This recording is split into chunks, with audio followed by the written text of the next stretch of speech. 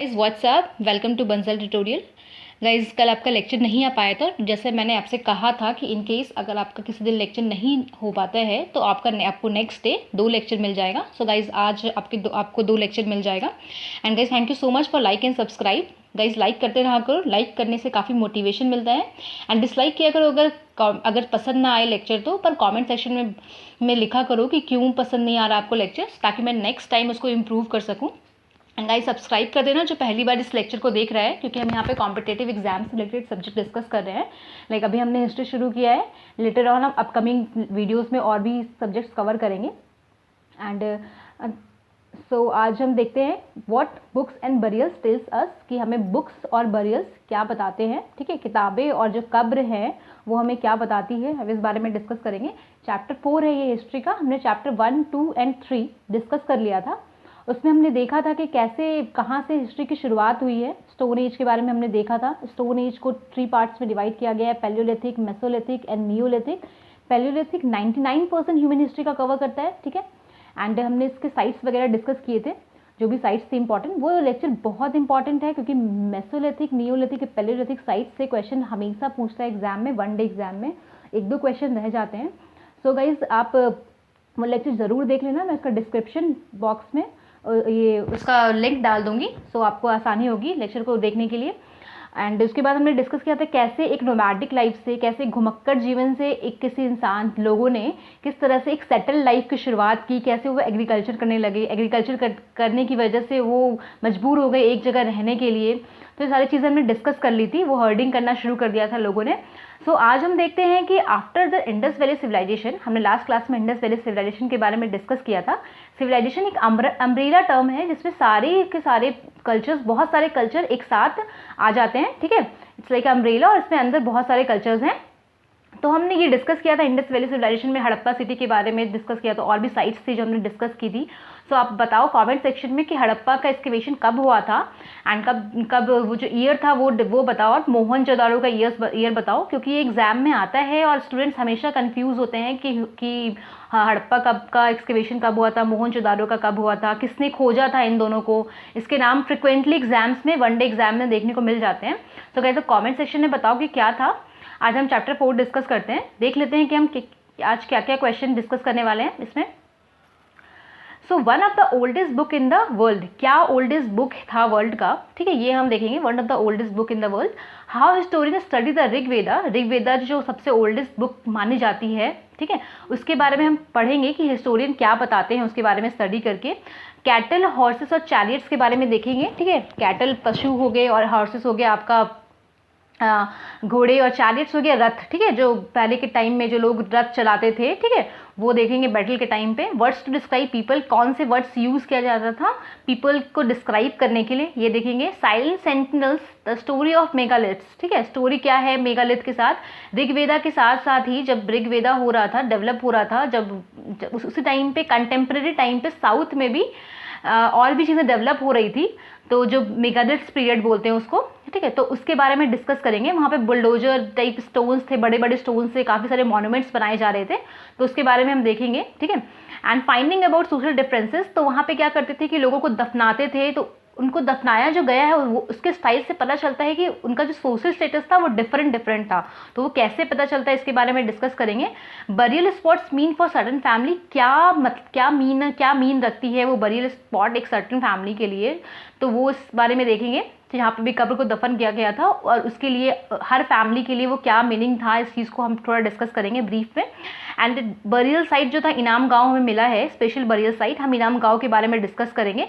अब इसका लोकेशन देखो मैप में। ठीक है, एंड ऑक्यूपेशन, और इनाम गांव में क्या ऑक्यूपेशन था, क्या लोग क्या करते थे, हम इसके बारे में डिस्कस करेंगे।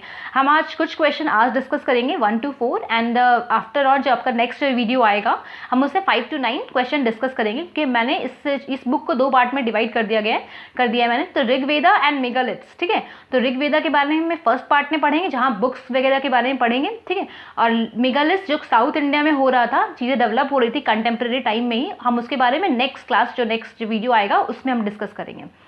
पहला क्वेश्चन डिस्कस कर लेते हैं। One of the oldest books in the world, क्या सबसे ओल्डेस्ट बुक है वर्ल्ड की, ठीक है।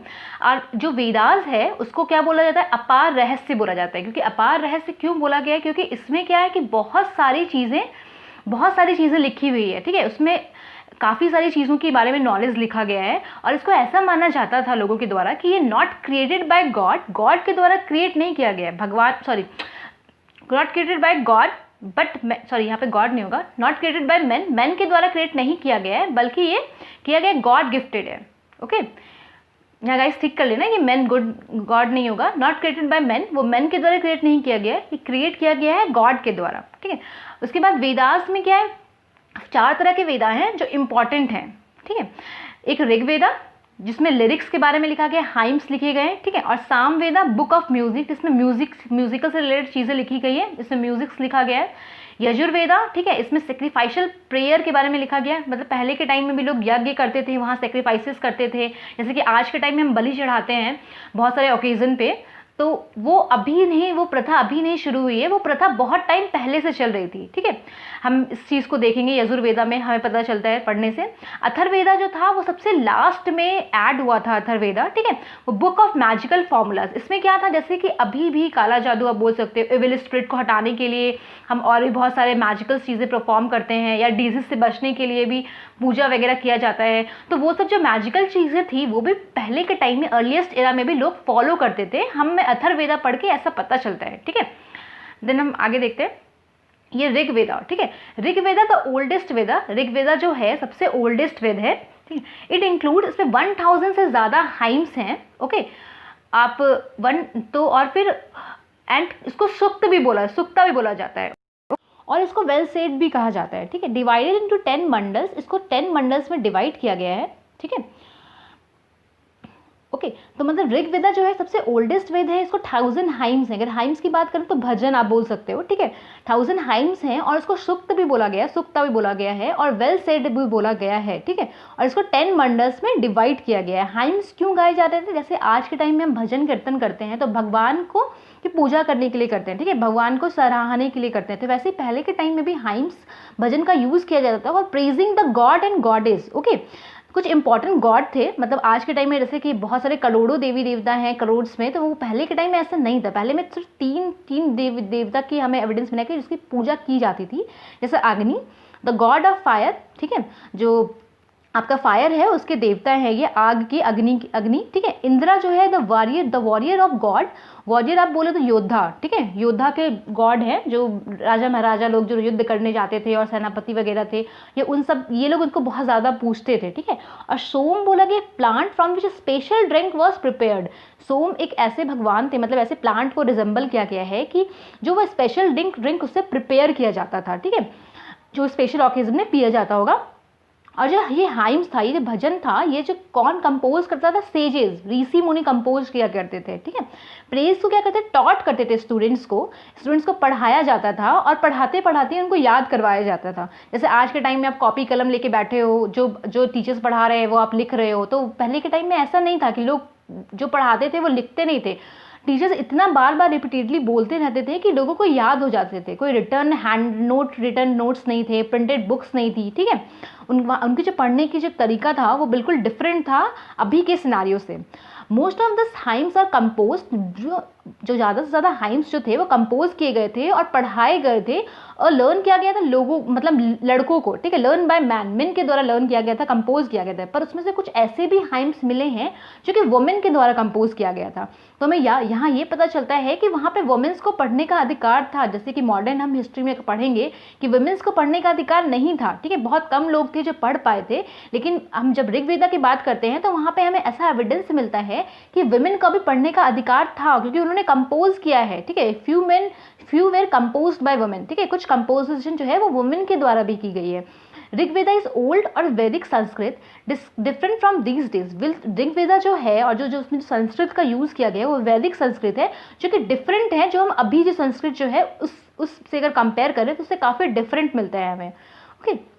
अगर हम बात करें और संस्कृत का और कि ओरिजिन कैसे हुआ है और अदर लैंग्वेजेस का ओरिजिन कैसे हुआ है, तो जो संस्कृत जो है वो पार्ट है बहुत सारे लैंग्वेजेस का, ठीक है। संस्कृत के अंदर बहुत सारे लैंग्वेजेस जो है वो निकल के आए हैं, ऐसा पता चलता है हमें, ठीक है। जैसे इंडो यूरोपियन हो गया, ठीक है, एंड सम अदर लैंग्वेजेस, कुछ अदर लैंग्वेजेस भी हैं जो इस संस्कृत फैमिली के पार्ट हैं, ठीक है। जैसे असमीज हो गया, गुजराती हो गया, हिंदी हो गया, कश्मीरी, सिंध, एशियन लैंग्वेजेस की बात करें तो पर्शियन लैंग्वेज, ठीक है। बहुत सारे यूरोपियन लैंग्वेज भी हैं, इंग्लिश, फ्रेंच, ग्रीक, स्पेनिश, ये सब भी इसके अंदर से ही माना जाता है कि निकल के आए हैं। दे कॉल्ड, ये एक ही फैमिली से बिलोंग करते हैं, ठीक है। तो ये ऐसा इसलिए कहा जाता है क्योंकि जो इसमें है ना काफ़ी सारी सिमिलैरिटी मिली है। लेकिन एग्जाम्पल के तौर पे देखें तो जो मात्र है, जो संस्कृत का जो वर्ड है मात्र, और जो हिंदी का वर्ड है माँ, ठीक है, मात्र मतलब माता ही होता है, हिंदी का मतलब है माँ, और इंग्लिश का शब्द है माँ, मदर। तो इन सब में म जो शब्द है वो कॉमन है, ठीक है। तो हम ऐसा अनुमान लगाया जाता है कि जो सारे के सारे लैंग्वेज हैं वो संस्कृत, वो एक ही फैमिली का पार्ट है, ठीक है। और अदर लैंग्वेज की बात करें सब कॉन्टिनेंट में, वो बिलोंग करते हैं डिफरेंट फैमिली से। जैसे नॉर्थ ईस्ट हो गया, नॉर्थ ईस्ट लैंग्वेज की बात करें तो वो तिब्बतो और बुर्मन फैमिली से बिलोंग करता है। एंड अगर तमिल, तेलुगु, जो साउथ इंडिया में बोला जाता है, कन्नड़ा एंड मलयालम, ये सब अगर लैंग्वेज की बात करें तो वो द्राविडियन फैमिली से बिलोंग करता है, जो कि साउथ में है, ठीक है। And Jharkhand and parts of the central India, अगर झारखंड और अब सेंट्रल इंडिया की बात करें, ये आप झारखंड और सेंट्रल इंडिया की अगर बात करो तो वो एस्ट्रो एसिटिक फैमिली से जो लैंग्वेज है उससे बिलोंग करता है। तो जो ऋग्वेदा था उनको रिसाइट किया जाता था, पढ़ाया जाता था, बार बार रिपीटेडली बोलते रहते थे वो लोग, और उसको जो सुनने वाले लोग तो सुनते थे, रेदर देन रीड, उसको पढ़ते नहीं थे, गुरु बोलते थे और शिष्य सुनते थे, ऐसा वाला कुछ हिसाब था उनका, ठीक है। It was written down several centuries, ये काफ़ी टाइम तक लिखा नहीं गया, बहुत देर बाद इसको लिखा गया, अब जब इसको कंपोजिशन के बहुत दिन बाद, और प्रिंट इसको अभी किया गया, 200 साल से भी कम साल हुए होंगे प्रिंट हुए, ठीक है। इसको जैसे कि आप यहाँ देख सकते हो, वहाँ पे स्कूल कॉलेजेस नहीं हुआ करते थे, जैसे कि आज के टाइम में मॉन्यूमेंट्स बने हुए हैं हमारे स्कूल कॉलेजेस के, हम 4 दीवारी में बैठ के आराम से पढ़ रहे हैं, ऐसा नहीं होता था। खुला आसमान होता था, लोग नीचे बैठ के पढ़ते रहते थे, ऐसे गुरु पढ़ाते रहते थे, ऐसा कुछ सिनारियो रहता था पहले के टाइम में, ठीक है। अब देखो आप आगे, how historian study the Rigveda को हिस्टोरियंस कैसे स्टडी करते हैं। हिस्टोरियंस लाइक आर्कियोलॉजिस्ट, जब आर्कियोलॉजिस्ट की बात करो, वो फाइंड अबाउट द पास्ट, तो वो पास्ट के बारे में पढ़ते हैं, एंड एग्जामिन, वो जो एग्जामिन करते हैं सिर्फ और सिर्फ जो मटेरियल जो रिमेन्स रह गए हैं, पुराने टाइम के जो भी मटेरियल्स रह गए हैं, सिर्फ उसको नहीं पढ़ते, बल्कि उनके जो रिटर्न सोर्सेस हैं हम उसको भी पढ़ते हैं, लाइक, ठीक है। Some of the hymns in Rigveda, कुछ जो हाइम्स है ऋग्वेदा के वो फॉर्म्स ऑफ डायलॉग हैं, डायलॉग के टाइप में बोला गया है। Rigveda was worshipped as goddess, river was worshipped as goddess, river को क्या भगवान की तरह पूजा जाता है, ठीक है, worshipped as goddess. And the famous dialogue between a sage, कुछ डायलॉग इसमें लिखे गए हैं, जो फेमस डायलॉग है सेज के बीच, सेज जो नाम था, ऋषि जो नाम थे विश्वामित्र, और 2 रिवर के बीच में काफ़ी फेमस है, जिसमें ऐसे इलाबरेट करके लिखा गया है, हम उसको पढ़ते हैं अभी। जो 2 रिवर है, वो जो 2 रिवर है उसका जो नाम है वो बीज और सतलुज है। हम एक बार देख लेते हैं बीज और सतलुज कहाँ है। आप अगर यहाँ देखो तो है, हाँ, ये जो है ये आपका झेलम हो गया, ये हो गया चिनाब, ये हो गया रावी, यहाँ पे कुछ सतलुज है और यहाँ पे कुछ है बीज, ओके, यहाँ बीज हो जाएगा और यहाँ पे सतलुज हो जाएगा, ठीक है, ठीक है। एंड तो यहाँ पे जो वो रिवर है, उस रिवर को काऊ की तरह रिजेंबल किया गया है। उस रिवर को जो ऋषि विश्वामित्र हैं उसको काऊ की तरह बोल रहे हैं कि तुम एक गाय हो, ठीक है, गाय की तरह हो, और जो पर्वत है जिससे वो बह रही है उसको काव्स बोला गया है। काव्स को आप हिंदी में बोलो तो बछड़ा, जो उनके मतलब बच्चे होते हैं काऊ के, उसको रिजेंबल किया गया है माउंटेन से, और रिवर को काऊ बोला गया है। और उनकी गति को, जिस गति से वो आगे बढ़ती है, उस गति को बोला गया है कि रथ, ठीक है, वो घोड़े के समान दौड़ती है, ऐसा बोला गया है।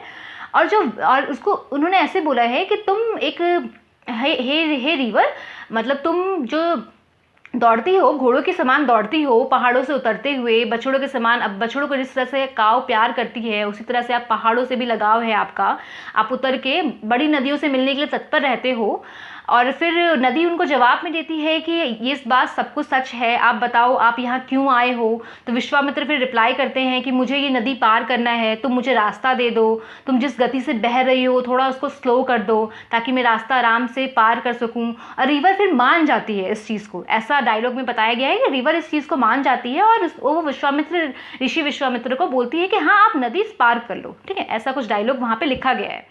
एंड द कंक्लूजन इसका क्या निकलता है, इस डायलॉग से हमें कंक्लूजन से पता चलता है राइम जो कंपोज किए गए थे ऐसे एरिया में जहाँ रिवर फ्लो करती थी, ठीक है, नदी बहा करती थी।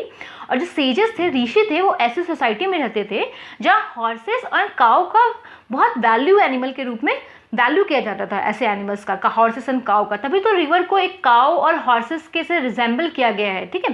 सो river compare to horses and cow and other जो रिवर्स थे Indus and its all others tributary, like Saraswati की बात करो तो उसका भी जिक्र किया गया है ऋग्वेदा में, और गंगा और यमुना का भी एक बार जिक्र किया गया है। कई बार एग्जाम में पूछ लेता है कि ऐसे कौन कौन से ये नदियाँ हैं जिसका जिक्र हुआ है ऋग्वेदा में। तो आप लिख सकते हो कि गंगा, यमुना, सरस्वती, इन सब इंडस रिवर का ट्रिब्यूटरी का जिक्र हुआ है ऋग्वेदा में। ये एक ऋग्वेदा की कॉपी मिली है, ये ऋग्वेदा है, इसमें ये पेजेस हैं मनुस्क्रिप्ट के of the Rigveda. The manuscript of the Rigveda, ये जो लिखी गई है बर्च ब्रिक पे लिखी गई है, बर्च बाग पे लिखी गई है। मैंने आपको बताया था जो वृक्ष के जो छाल होते हैं, जो ऊपर दी लेयर, जो आउटर लेयर होता है, उसको चीर के उसको पेपर की तरह यूज़ करते थे पहले के टाइम में लोग, उस पर लिखते थे। तो उस पर लिखा गया है, ये हमें कश्मीर में मिला है, ठीक है, अबाउट 150 ईयर्स एगो, 150 साल पहले। And what use one of the earliest printed text of the Rigveda, और ये सबसे अर्लीस्ट प्रिंटेड टेक्स्ट है ऋग्वेदा का, और ये इंग्लिश में इसको ट्रांसलेशन भी किया गया है और इसको प्रिजर्व किया गया है पुणे महाराष्ट्र में। अब आप महाराष्ट्र देख लो कहाँ पे है, क्योंकि पॉइंट एग्जाम के पॉइंट ऑफ व्यू से मैप काफ़ी इंपॉर्टेंट है, जैसा मैंने आपसे कहा है। तो महाराष्ट्र देखो यहाँ पे है, यहाँ पे आपको देखो गोवा टच कर रहा है, यहाँ पे गुजरात टच कर रहा है, यहाँ पे एमपी है, यहाँ पे तेलंगाना है, ओके, एंड यहाँ पे कर्नाटका है, ठीक है, गोवा यहाँ पे हो गया आपका। देन आप देख लो इतने सारे स्टेट्स टच कर रहे हैं। आप कश्मीर वैली को भी देख सकते हो, ये यहाँ पे जम्मू कश्मीर है, इसके आसपास कितने स्टेट्स टच कर रहे हैं। तो आप मैप को क्लोजली ऑब्जर्व किया करो, क्योंकि मैप आपको ऐसे याद होना काफ़ी मुश्किल है। जब भी आप कुछ चीज़ें पढ़ो, कभी भी आपको कुछ भी मैप से कुछ रिलेटेड कुछ देखने को मिले तो तुरंत मैप को विजिट करो। गूगल मैप आजकल सबके पास होता है यार, सबके पास फ़ोन है, एंड्रॉयड है। आप मैप टाइप करोगे, मैप का ऐप खोलोगे, उस पर आप जो भी टाइप करोगे आपको तुरंत मैप दिखा देगा। सो गाइस गूगल मैप का यूज़ किया करो एंड्रॉयड फ़ोन में, ठीक है। And cattle, horses and chariots की बात करें, कैटल मतलब पशु हो गए, और हॉर्सेस मतलब हो गया आपका घोड़े, और चैरियट्स हो गया जो रथ, जो घोड़े का यूज़ करके जो रथ बनाया जाता था, हम उसकी बात कर रहे हैं। बहुत सारे ऐसे प्रेयर्स हैं, many prayers Rigveda for cattle. Rigveda में कैटल के लिए काफ़ी प्रेयर्स का यूज़ किया गया है, लाइक चिल्ड्रन जो है, और स्पेशली सन के लिए काफ़ी सारे प्रेयर्स बोले गए हैं, एंड हॉर्सेस के लिए बोले गए हैं। तो ये पता चलता है कि उस समय लोगों के लाइफ में कितना वैल्यू रखता था कैटल, चिल्ड्रन और हॉर्सेस, कि वो उसके प्रेयर्स में बहुत सारे प्रेयर्स लिखे हैं उन लोगों ने, ठीक है। और जो चिल्ड्रन था, चिल्ड्रन में भी दोनों चिल्ड्रन, सन और डॉटर, दोनों के लिए प्रेयर्स नहीं किए गए हैं, सिर्फ सन के लिए किए गए हैं। तो ऐसा पता चलता है कि सन का जब बर्थ हुआ तो उसके लाइफ को लोगों ने वेलकम किया होगा लेटर देन डॉटर, ओके। तो इसका एविडेंस भी हमें ऋग्वेदा पढ़ने से मिलता है। हॉर्स जो है उसको यॉक टू चैरियट्स, उसको इस तरह से बांध के रथ बनाया जाता था, जो कि बैटल में यूज़ करते थे, लड़ाई में, वॉर में लोग इसको यूज़ करते थे। अब बैटल क्यों फॉट किया जाता था, तो कैप्चर ए कैटल को कैप्चर करने में, पशु लोगों को कैप्चर करने में, लैंड, और ऐसे लैंड को कैप्चर करने में यूज़ किया जाता था जो पैस्चर के लिए इंपॉर्टेंट था, जिसमें चारा आराम से उपजाया जा सकता था, और ऐसे क्रॉप उपजाए जाते थे जो कि जल्दी से जल्दी आपके पक जाए, जैसे आप बार्ली बोल सकते हो, ठीक है, बार्ली हो गया, जौ, और वाटर, जहाँ पे वाटर अवेलेबल होता था, और फिर उस लैंड को भी कैप्चर करते थे लोग। तो वहाँ जितने पीपल रहते थे उनको भी साथ में कैप्चर करके वो स्लेव बना लेते थे, ओके। अब ये हमें एविडेंस मिला है, ये हमें पढ़ने से पता चला है ऋग्वेदा को। वेल्थ का, जब वो लड़ाई से आते होंगे तो उनके बहुत सारा धन भी वो लेके आते होंगे, तो उस धन का डिस्ट्रीब्यूशन कैसे होता था, तो वो कुछ धन लीडर्स रख लेते थे, कुछ धन प्रिस्ट, जो पुजारी होते थे वो रख लेते थे, और कुछ धन को पीपल लोगों के बीच में डिस्ट्रीब्यूट कर दिया जाता था, और उसमें से कुछ धन को और भी जो धन बच जाता था उसको सेक्रीफाइसेस और यजन के लिए, यज्ञ जो लोग किया करते थे उसके लिए यूज़ कर लेते थे, ठीक है। जो जो ये गॉड गॉडेस को जो खुश करने के लिए जो यज्ञ किया जाता था, जो अभी भी हम करते हैं यज्ञ, भगवान की पूजा करने के लिए उनसे कुछ विश मांगना होता है तो भी करते हैं। तो उस समय भी क्या करते थे वो लोग, घी ऑफर करते थे यज्ञ में, जैसे आज भी हम करते हैं, ग्रेन ऑफर करते थे, धान वगैरह ऑफर करते थे, कई बार एनिमल की बलि भी दिया करते थे। जैसे आज भी हमारे सारे काफ़ी सारे हमारे ऐसे पूजा होती है जिसमें हम एनिमल्स की बलि देते हैं डिफरेंट डिफरेंट कल्चर में। सो ये टाइम पहले से था, पहले से ही लोग एनिमल की बलि दिया करते थे, ठीक है। मोस्ट पीपल टू, जो ज़्यादा से ज़्यादा लोग थे वो वॉर में ही हिस्सा लेते थे, उनकी कोई रेगुलर आर्मी नहीं थी। जैसे कि हम बाद में पढ़ेंगे कि रूलर्स क्या कि स्टैंडिंग आर्मी रखने लगे थे लड़ाई करने के लिए, एक अलग से एक डिपार्टमेंट होता था आर्मी का। अभी के टाइम में भी हमारा अलग से डिपार्टमेंट है, डिफेंस का, आर्मी का अलग अलग डिपार्टमेंट है। वैसे पहले के टाइम में नहीं था, कोई रेगुलर आर्मी नहीं थी, लोग ही जाते थे लड़ाई करने के लिए, ठीक है, लोग ही एक आर्मी की तरह एक्ट करते थे। हाँ, तो फिर असेंबली में लोगों क्या करते थे, लोग मिलते थे, लोग डिस्कस करते थे मैटर ऑफ वॉर, ठीक है, मैटर ऑफ वॉर से रिलेटेड मैटर को डिस्कस किया जाता था। एंड जो और पीस से रिलेटेड, यहाँ पे पीस है गाइस, ठीक है, यहाँ पे पीस है, ओके, छुप गया ये।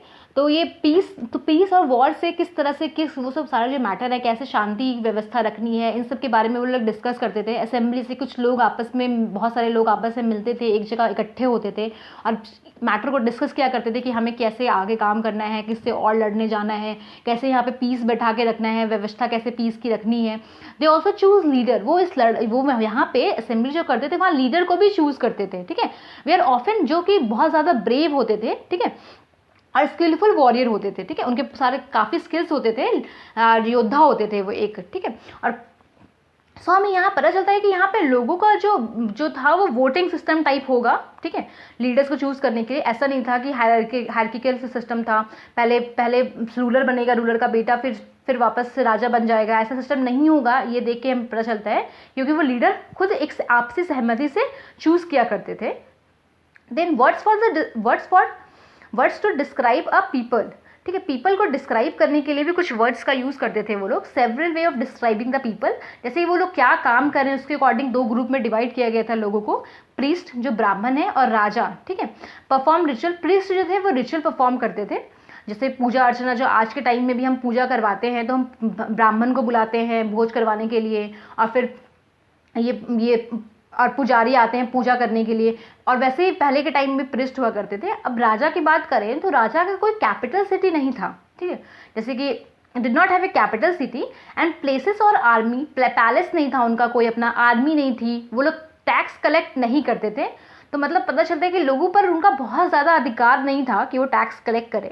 नॉट लाइक जैसे हम जो लेटर एरा में पढ़ेंगे कि राजा हुआ करते थे, वो लोग टैक्स कलेक्ट करते थे, उनकी कोई कैपिटल सिटी थी, वहाँ से वो रेगुलेट करते थे अपने शासन को, उनके पैलेस होते थे, राजा महाराजा के बड़े बड़े महल होते थे। तो उस टाइम पे नहीं हुआ करता था। ऋग्वेद की बात करें तो सन जो थे ऑटोमेटिकली सक्सीड नहीं करते थे फादर को एज ए राजा, जैसे कि हमने पीछे पढ़ा असेंबली में क्या था, लीडर को चूज किया जाता था। तो ऐसा कुछ होगा सिनारियो कि वहाँ पे चूज करते थे लीडर्स को खुद से, राजा को, वहाँ पे ऑटोमेटिकली सन को राजा नहीं बना दिया जाता था। ओके, देन हम देखें लैंग्वेज दे स्पीक, उसके अकॉर्डिंग भी लोगों को डिवाइड किया गया है, मतलब लोगों को नाम दिया गया है, ठीक है। प्लेस दे बिलोंग, वो किस प्लेस से बिलोंग करते हैं उसके अकॉर्डिंग भी कैटेगरी डिवाइड की गई है, किस फैमिली से बिलोंग करते हैं, उनके कल्चर प्रैक्टिसेस कैसे हैं। कम्युनिटीज़ एंड पीपल को भी कुछ वर्ड्स दिए गए डिस्क्राइब करने के लिए, जैसे कम्युनिटी को एज ए होल देखें तो जन बोला गया है, जो हम अभी स्टिल हिंदी में यूज़ करते हैं, ठीक है, जन को अदर लैंग्वेज में भी यूज़ करते हैं। और विश की बात करें या फिर विश बोलते हैं, called Vysya, come from wish, जो विश्व है। तो ये जो है वैश्य, जैसे कि जो हिंदी मैथोलॉजी में 4 जो ग्रुप्स होते हैं, ब्राह्मण, आपका क्षत्रिय हो गया, वैश्य हो गया, शूद्र हो गया, तो ये सब चीज़ें भी जो हमने पढ़ा है वो भी यहाँ से निकल के आया है। हम देख सकते हैं वैश्य जो बोला गया है, विश्व बोला गया है, जो आम जनता है उसको, जो कि आर्टिशियन का काम करते हैं, इन सब लोगों को, जैसे कि पुरुजन बोल देंगे, ठीक है, पुरुजन हो गया या भारत जन हो गया। तो ऐसे भी भारत वेश, पुरु वेश, इन सब लोगों का, ये लोग आपस में लड़ते भी रहते थे लैंड हथियाने के लिए भी, इन सब चीज़ों के लिए। समटाइम्स द पीपल जो थे वो कंपोज करते थे हाइम्स को और डिस्क्राइब करते थे, जो पीपल थे जो कंपोज करते थे हाइम को, वो अपने आप को आर्य बोलते थे, ठीक है, जो कि ओपोनेंट होते थे दास और दास्यु के। दास और दाशी उस समय कोई डायनेस्टी होती होगी जो कि आर्य अपने आप को जो ये थे उनके ओपोनेंट्स बोलते थे कि वो उनके ओपोनेंट्स में हैं। और जब दास्यु कैसे लोग होते थे, this way people did not perform, जो सेक्रीफाइस को परफॉर्म नहीं करते थे, ठीक है, कोई बलि नहीं देते थे। प्रोबेबली स्पोक डिफरेंट लैंग्वेज बोलते थे प्रोबेबली, ठीक है। Later the term dasa, later जो टर्म था वो दास यूज करने लगे, फेमिनाइन दासी भी बोल सकते हो, मीन्स स्लेव की तरह, ठीक है, स्लेव लाइक जिसको कि बंदी बना के रख रहे हैं, अपने अकॉर्डिंग काम करा रहे हैं। और जो स्लेव जो थे वो कहाँ से लाते थे, मेन और वुमेन, ये दोनों ही होते थे इसमें, स्लेव में मेन और वुमेन। जो कैप्चर किए जाते थे वॉर में, जब कोई बैटल लड़ने जाते थे तो उसमें कैप्चर करते थे लोगों को, ये वो लोग होते थे, इसको प्रॉपर्टी की तरह ट्रीट करते थे वो लोग, कि उसकी संपत्ति है, वो उसके ओनर है, तो उसको जैसे मन चाहे वो वैसे उनसे काम करवाया करते थे, ठीक है, और उनका यूज़ किया करते थे। एंड इसके बाद Rigveda compose in north west of सब कॉन्टिनेंट, ऋग्वेदा जो कंपोज किया गया है वो नॉर्थ वेस्ट में कंपोज किया गया कॉम्पोनेंट सब कॉन्टिनेंट के। जो अदर डेवलपमेंट भी हुए हैं, जैसे मैंने आपको बताया था मेगालिथ पीरियड के बारे में, वो हम नेक्स्ट क्लास में डिस्कस करेंगे। तो साउथ इंडिया में और कुछ और जगह भी डेवलप हुई थी कंटेम्प्रेरी टाइम में। तो गाइज नेक्स्ट क्लास में हम इसके बारे में डिस्कस करते हैं। Thank you so much guys, and please subscribe the channel अगर अभी तक आपने नहीं किया है तो, और वीडियो को लाइक ज़रूर करना अगर अच्छा लगा हो तो।